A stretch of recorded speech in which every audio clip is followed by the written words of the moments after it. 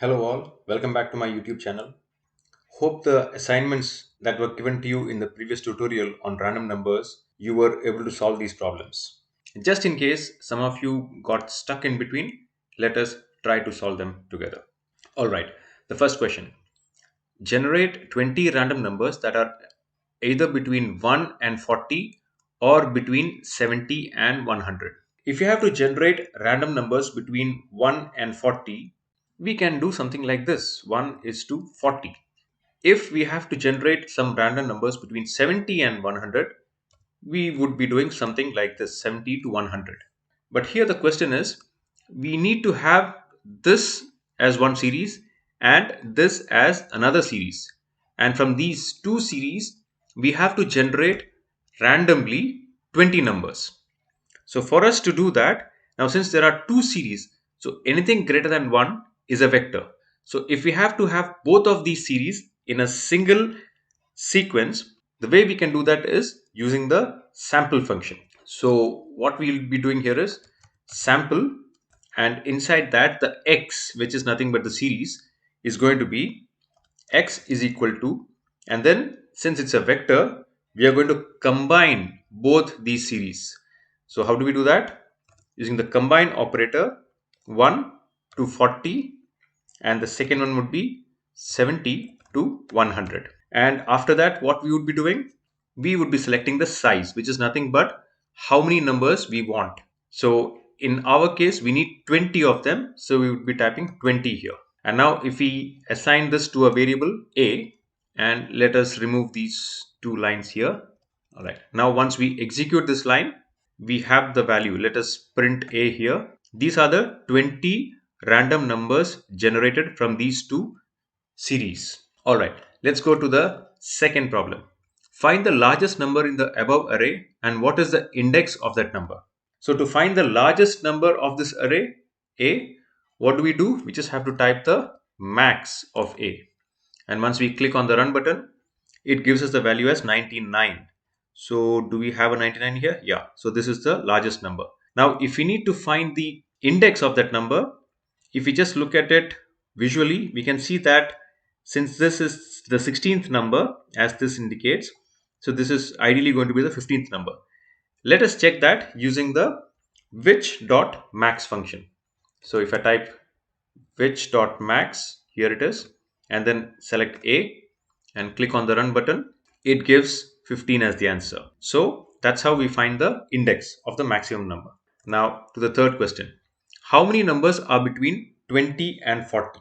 Now if we have to find all the numbers that are between 20 and 40 in the vector A, so for that what do? This is like a filter operation. So inside the square bracket, we have to put this condition: all the numbers between 20 and 40, which means all the numbers are greater than 20 or greater than equal to 20, and all the numbers are also less than equal to 40. So all these numbers will get displayed. If we run the command, we have all these numbers that are greater than 20 and less than equal to 40. If we just assign it to a variable b equal to, and once we click on the run button, it gets executed. But the question here is how many numbers are between 20 and 40. So if we just have to find the number of numbers between 20 and 40, we can use the length function here, length of b, and that would be giving us, there are 6 numbers. So there are 6 numbers. All right, now to the next question. What is the index of the number less than 20? So for that, to find the index, we use the which function, and inside which, all that we need to do is pass that filter, which is a less than 20. And once we click on the run button, we have 2, 4, 7, 12, 14 and 20 as the index of all those numbers that are less than 20. So if we just type a here, the second index is less than 20, the fourth one is less than 20, and the seventh one, and so on. So this is how we can just validate if our answers are correct. Now coming to the last one, I hope you were able to explore on your own and come to a solution. If not, this is how we solve it. So to rank all the numbers in descending order. Now we know that English term sort. So if we just use the function sort here, sort, and inside that if we just pass a, let's execute it now and see what we get. So once we execute this, by default it is in an ascending order, right? But we want descending order. So let's see if we have any other options inside this function. So I put a comma here and the tab, and here we see decreasing, which is logical. So all that we need to do is we need the decreasing to be true. That's how it says it's a descending order. So if we say decreasing equal to true, either we just put a capital T or we type TRUE. And now once we click on the run button, we have all these numbers in descending order. All right. I hope you found this exercise useful. Now let's move over to Python. Now in the case of Python, to generate random numbers, we anyway need to import the library NumPy as NP. All right. And then we have sequences that are between 1 and 40 and between 70 and 100. So the way we do that is, let us say L1 is the first array between 1 and 40, and this variable will be having np.arange, and it will be from 1 to 40. And since in Python the last number will not get displayed, we have to type 41 here, right? And in the second case, which is the second array, it will be np.arange arrange 70 to 101. All right, now let me click on the shift plus enter button. Now these are the two series that we have. Now we need to combine this, and how do we do that? We can use the append function. L3 equal to np dot, if we just type a and click on the tab, we have options here, and we just need to select the append function here. And inside append, we need to pass L1 and L2. So this will now give us the two series appended as one single array. So if I just print L3, it would give me all the numbers 1, 2, 3, 4 up to 40, and then 70, 71, 72 up to 100. All right. Now let me just remove L3 here. Now that we have this sequence, to extract 20 random numbers, we have this function called choice, np.random dot. Now if I click on the tab button here again, now if I select choice, and inside choice, if I click on the shift and tab key, I would be getting a and the size. So a is nothing but, if you explore, the array. So we have this as the array, and the second one is the size. So size is 20, which is what we're looking for. So if we just type L3 here as the first argument, and the second one would be 20. And now once we click on the shift plus enter button, we get these 20 random numbers, which are either between 70 and 100 or between 1 and 40. I hope you were able to explore this on your own, because these are a few things that we had not covered in our previous tutorial. So few things, if you are able to solve in one programming language, and if you're struggling in the other, don't worry, you can always explore on the internet and see if there is an alternative or a similar method or a similar technique that is used in the other programming language. So that is the best way of learning. I would continue giving you more and more questions which you might have to explore on your own and find a solution. All right. Okay, now let's move to the next problem. Find the largest number in the above array and what is the index of that number. So to find the largest number, we have learned, let me assign it to a particular variable here, say b equal to this particular random.choice. And if I just print b here, so these are those random 20 numbers generated. Now find the largest number in the above array. So if I want to find the largest number, I can use the NumPy library and the max function here, max, and inside the parenthesis I just have to pass b, which is this particular variable. And now if I click on the execute button, it gives me the value as 100. So 100 is the maximum value. Now if you want to find the index of this number, so since we have 20 numbers, this looks like this is the 19th number. But since index starts from 0 in Python, it should give us the value as 18. Let us see if we are getting 18 as the answer here. And to find the index, we use np dot argmax, and inside argmax again we just passed b, which is the variable.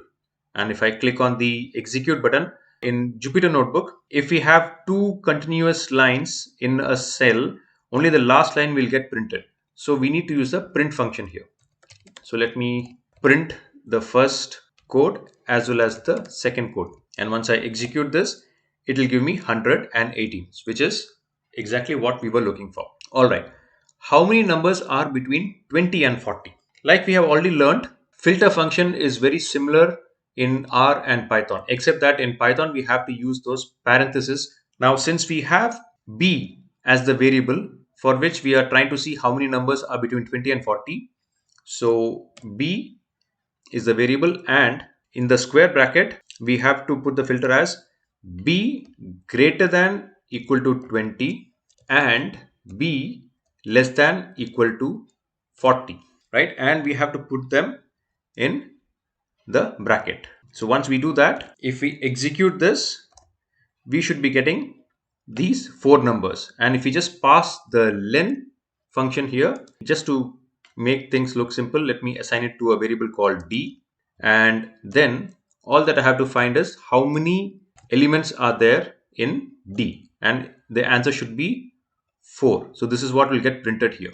All right, let me execute this. Just for our understanding purpose, let me also print d here. So print d and the length of d. So these are the four numbers and this is the length. All right, what is the index of the numbers less than 20? We can find that using the NumPy library np.arg, and then if I click on the tab button, we have something called argwhere, and inside argwhere we have to pass this filter. And what is the filter that we are going to pass? Since we are looking at this particular variable, this particular vector, we have to just pass the vector here, which is b. And once I click on the execute button, I have to pass b less than 20 here. All right, and then once I click on the shift plus enter button, we have the 10th, 12th and 19th indices where the numbers are less than 20. Let's just check these three numbers, these three indices, 10, 12 and 19. So instead of going up, let me just press A so that I have an additional cell here. Let me just print B here. So the 10th index 0, 1, 2, 3, 4, 5, 6, 7, 8, 9 and 10. So 10th index is less than 20 and the 12th index is also less than 20. And since this is the last number, so 0 to 19, so the 19th index is also less than 20. So I think we've got the correct answer here. So our formula is right. This is how we validate. Now coming to the last one. All right, here also we have a sort function in NumPy. To arrange all the numbers, all that we need to do is np.sort and then select b. And once we click on shift plus enter, so now it is sorting all the numbers in increasing order.